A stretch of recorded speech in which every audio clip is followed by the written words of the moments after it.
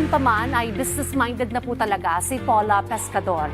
Dahil dyan ay iba't ibang klaseng negosyo na po ang kanyang sinimulan. At ngayon ay cafe business naman ang kanyang pinasok. Alamin natin ang kanyang business story dito lang sa Negosyo Tayo.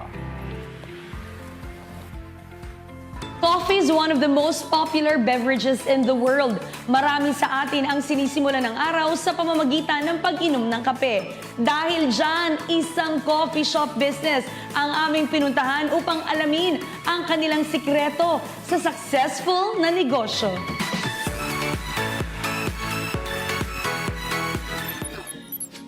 Hi, Miss Paula! Hi, Miss Diane. What made you decide to go for a franchise business? Aside from itong business na to, may other business pa kasi ako. So, if ever kasi na magsa-start ako from the scratch, medyo overwhelming siya na magsa-start ka kung sa recipe ng mga coffee, ng mga food.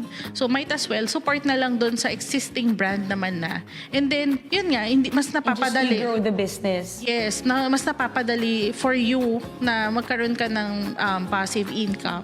So besides doing this business, do you have other work? I'm a floral designer po and eventually event styling na rin po talaga ako.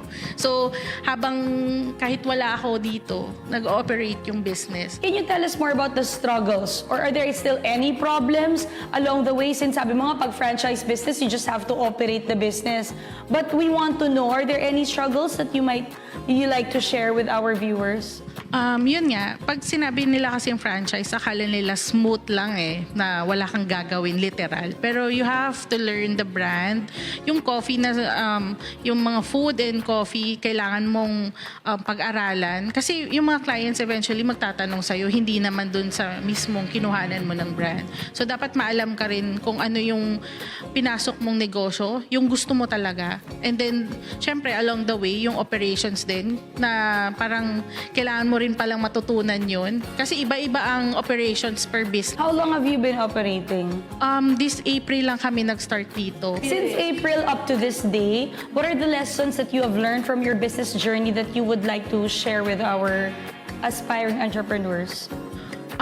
Yun nga, continuous learning. Hindi ka pwede na mag-stick lang sa iisang yung type of marketing mo. Paano mo sila mahahatak dito? And then yung lugar, since yung Gen Z, mas iba yung market nila. So, yan, mas wini-welcome namin sila. Pwede sila mag-TikTok dito, mga ganun. Any tips na pwede natin ibigay sa mga gusto rin mag-start ng business katulad mo?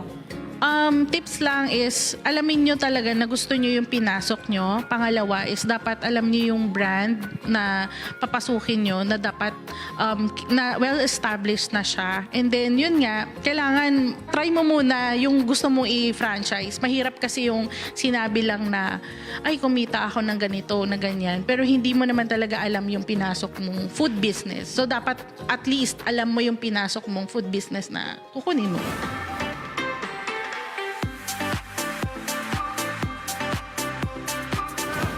Hindi pwedeng maliitin ang power of communication dahil ang pakikipagkomunikasyon sa mga empleyado at pati na rin sa ating mga customers ay isang mahalagang factor that can make or break a business. Yan ang aral na ibinahagi sa atin ni Paula Pescador. Sa susunod po na episode ay another business story at business tips na naman ang ating pag-uusapan.